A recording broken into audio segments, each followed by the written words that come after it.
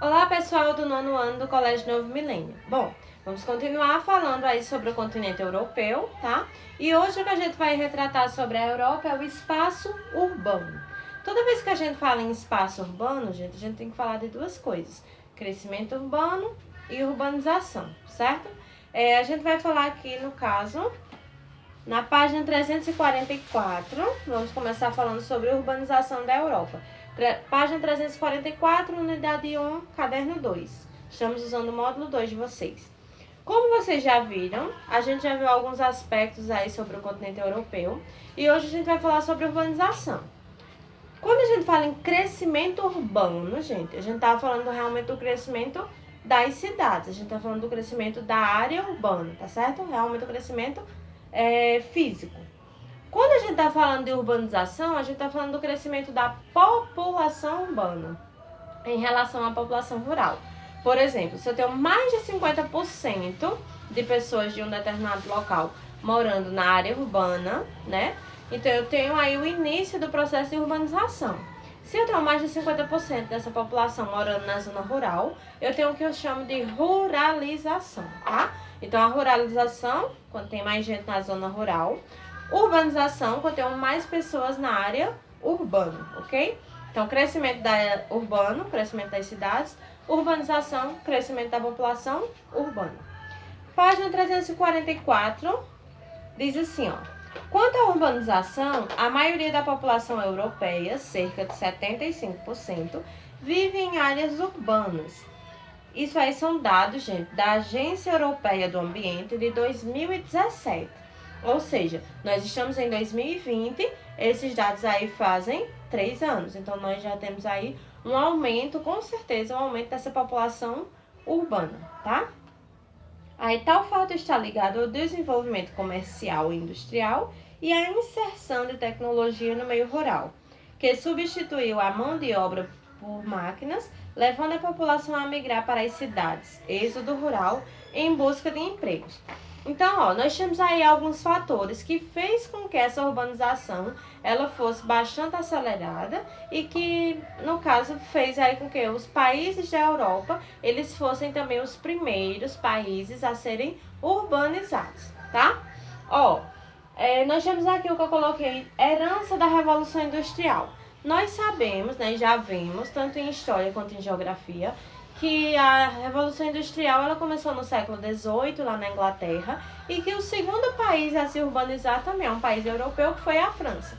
Então, como a gente teve a industrialização inicialmente aí nos países europeus, isso fez com que a gente tivesse aí um aumento no êxodo rural, né?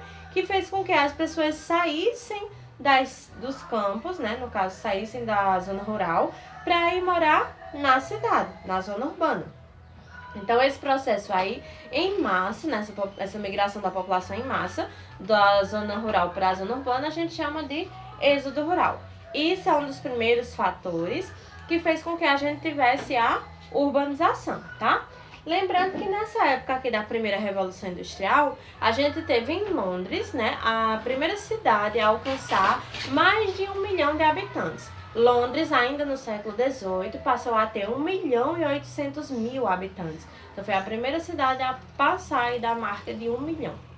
Então, nesse caso, gente, nós temos aí o que a gente chama de dinamismo urbano. O dinamismo urbano é o quê?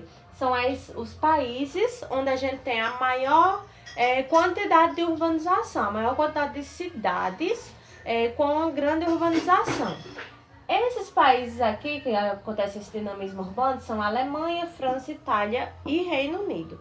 Esses 4 países são os países que foram mais urbanizados e que, no caso, aí começaram esse processo de urbanização acelerada desde o século XVIII, tá bom?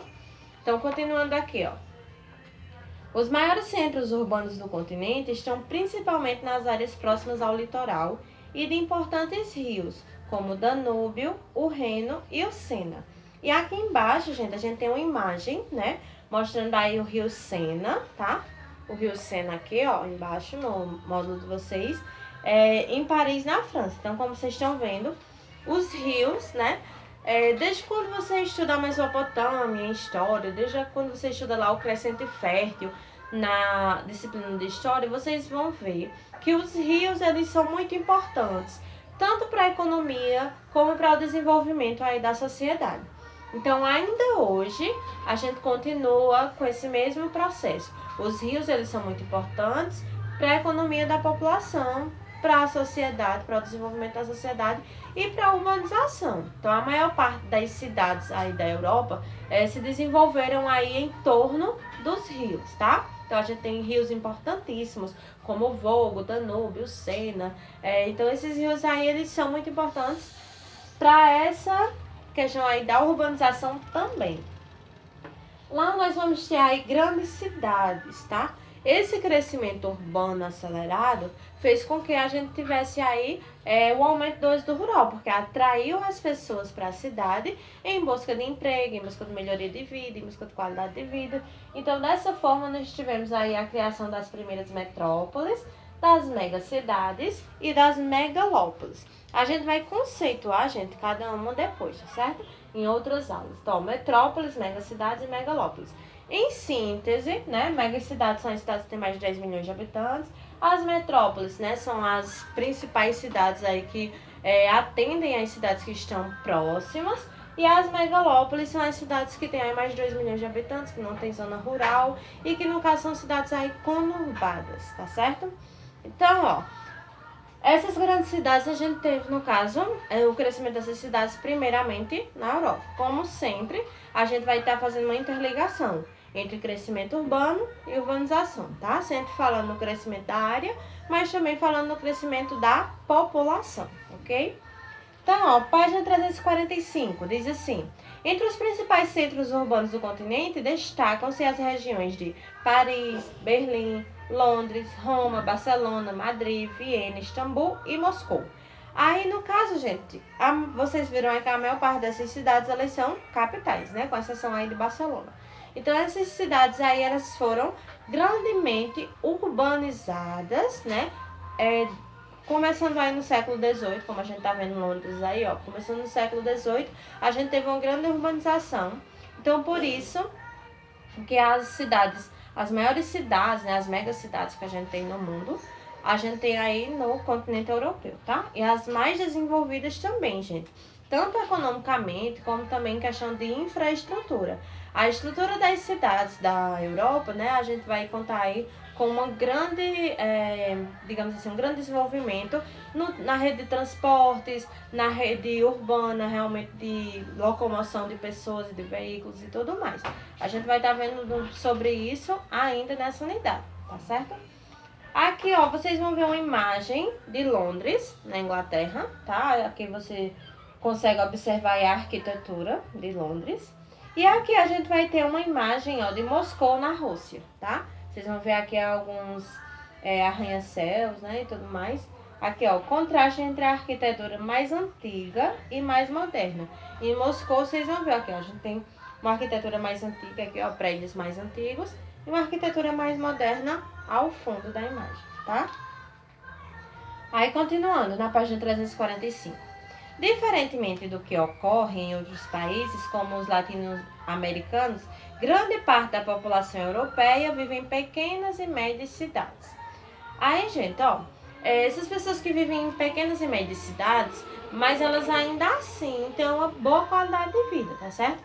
Pequenas e médias cidades, são cidades aí que, no caso, contém aí 500 mil habitantes, né? Então, até 500 mil, 600 mil habitantes, a gente ainda considera pequenas e médias cidades, tá? Lembrando que, diferentemente aqui do Brasil, aqui no Brasil basta ter uma sede de prefeitura para ser considerado cidade. Cada país tem uma definição diferente de cidade, tá, gente? Por exemplo, na Espanha, só é considerado cidade se tiver mais de 10 mil habitantes. Na França, se tiver mais de 3 mil habitantes, e assim por diante. Aqui no Brasil, se tiver uma prefeitura, já é cidade. Tanto é que a gente tem a cidade de Serra da Saudade, em Minas Gerais, que tem somente 700 e pouco habitantes, menos de 800 habitantes agora, e ela é considerada uma cidade, sim, porque tem uma prefeitura, tem uma administração própria. Então, a gente não tem essa quantidade de pessoas para ser considerada cidade. Mas a maior parte dos países da Europa, sim, tem isso, tá certo? Continuando aí, ó. Cabe ressaltar que os países europeus não são homogêneos. Os países mais desenvolvidos têm maior taxa de urbanização. Já nos países menos desenvolvidos, a taxa de urbanização é menor, pois suas atividades econômicas estão mais voltadas para o setor primário, como a Albânia, a Bósnia e Herzegovina, Moldávia e outros.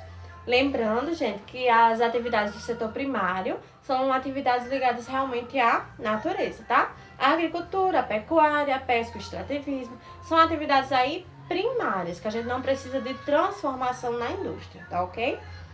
Então, ó, o crescimento dos centros urbanos ocasionou alguns problemas para o continente, como desmatamento, poluição sonora do ar, da água, congestionamento, entre outros.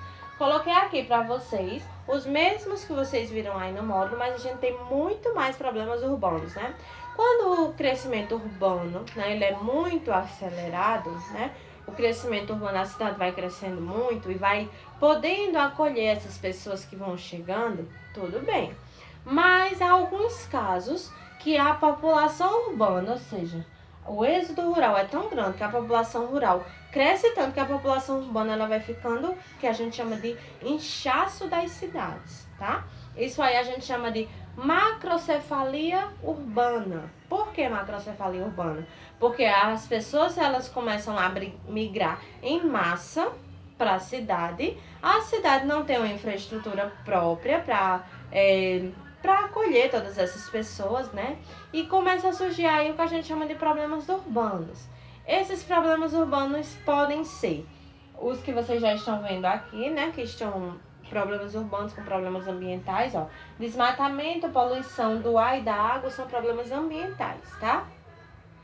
Poluição sonora é uma poluição sonora, poluição visual, são problemas urbanos, né? Congestionamento é um problema urbano, violência é um problema urbano, outros problemas urbanos, subemprego, desemprego, favelização, drogas, enchentes, então esses problemas aí urbanos que vão causando aí, no caso, enchente, gente, ó, parece um problema ambiental, mas é problema urbano. Deixa eu só abrir esse parênteses aqui. É um problema urbano. Por quê? Porque você não deixa locais aí para água ela escoar, tá? Então é causado por causa de um problema urbano, tá bom?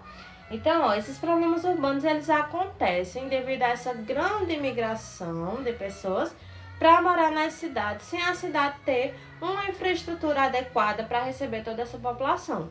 Por isso que aumenta aí a questão do desemprego, a questão do subemprego, tá? Qual é a diferença? Desemprego é quando a pessoa realmente não está com nenhuma atividade econômica, tá? Não tem nenhuma fonte de renda através do seu trabalho. Subemprego, quando a pessoa está num emprego, no caso, que não é um emprego formal, é um emprego informal, é um emprego aí que, no caso, vai ser tratado aí como um emprego sem carteira assinada, tá? E sem ser concursado. Então, é um subemprego, tá bom? Então, ó, esses problemas aí urbanos e os problemas ambientais vão aumentando com a urbanização. Quanto maior, gente, a urbanização, maiores também os problemas, tá? Aí, continuando aqui, ó. Página 346, diz assim: os países europeus enfrentam problemas urbanos há algum tempo, principalmente nas grandes cidades. Um exemplo são os congestionamentos. Para amenizar esse problema, muitos governos investiram em transporte público de qualidade e, assim, incentivaram seu uso. Os primeiros metrôs e linhas de bonde foram implantados na Europa. A Alemanha foi um desses países, pois, além de melhorar esse serviço público, oferece descontos aos usuários de transporte público nas atividades de lazer. Aí, no caso, gente, ó, toda essa rede de transportes, né, ela, no caso, é mais desenvolvida e mais avançada aí nos países europeus. Tanto é que lá a gente tem muitas redes de metrôs, a gente tem redes de trens, né, de alta velocidade. A gente também vai ter aí, no caso, uma rede hidroviária e rodoviária bem estruturada, né? Então, é uma boa infraestrutura. Então, aí, no caso, a melhor rede de transportes mundial fica no continente europeu, tá? A China, no caso lá na Ásia, ela tem uma grande parcela também aí de desenvolvimento na questão do desenvolvimento de transportes. questão de desenvolvimento aí de rodovias e ferrovias, mas aí no caso, gente, a gente ainda tem em grande proporção o continente europeu, tá? A China, ela tem se destacado, mas os países da Europa também têm aprimorado cada vez mais a rede de transportes. Então aqui nós temos, o sistema de metrô é um dos transportes públicos que mais receberam investimentos em vários países europeus. Aí aqui vocês vão ter uma imagem mostrando o sistema de metrô de Paris, né, que tem mais de 300 estações e tem 214 quilômetros de extensão e transporta cerca de 4 milhões de passageiros por dia. Aí vamos ver aqui, Madrid, Paris, Londres e Moscou estão no ranking das maiores redes de metrô do mundo. Então, como vocês viram aí, Madrid, né, na Espanha, aí Paris na França, Londres na Inglaterra e Moscou na Rússia. Essas quatro cidades aí da Europa, elas possuem aí, no caso, estão na rede de maiores... estão no ranking de maiores redes de metrô do mundo. E aqui a gente tem uma lista, né, mostrando as 10 maiores cidades que tem a maior rede de metrô, tá? Essa extensão aqui, gente, em quilômetros, é a extensão da rede de metrô, tá? Extensão da rede. Temos aí em primeiro lugar Xangai, né? Em segundo, Pequim. Terceiro, Londres. Quarto, Nova York. Quinto, Tóquio. Sexto, Moscou. Sétimo, Seul. Oitavo, Guangzhou. E nono, Madrid. Décimo, Paris, tá? Isso aí em rede de maiores redes de metrô do mundo. No caso aí, Xangai com 500 km de extensão e Paris com 214, ok? Aí, outro meio de transporte muito utilizado na Europa é a bicicleta. Gente, a bicicleta principalmente pela questão aí ambiental, tá? Tem pessoas que elas realmente estão trocando o uso de transportes como carro, né? Transportes aí que usam o combustível pela bicicleta por causa da questão da poluição do ar, tá? Aí o uso dela contribui para minimizar os problemas de congestionamentos e de contaminação atmosférica, produzida pela descarga de automóveis e ônibus nas grandes cidades. Ela também é empregada em viagens de curta distância, principalmente pelo interior dos países. Aí aqui a gente tem uma cena, né, na Holanda. E a Holanda, como vocês sabem, é um dos países que mais usa o transporte de ciclovias, tá? O transporte de bicicletas. Aí a utilização de ciclovias na Holanda, o meio de transporte que não emite gases poluentes.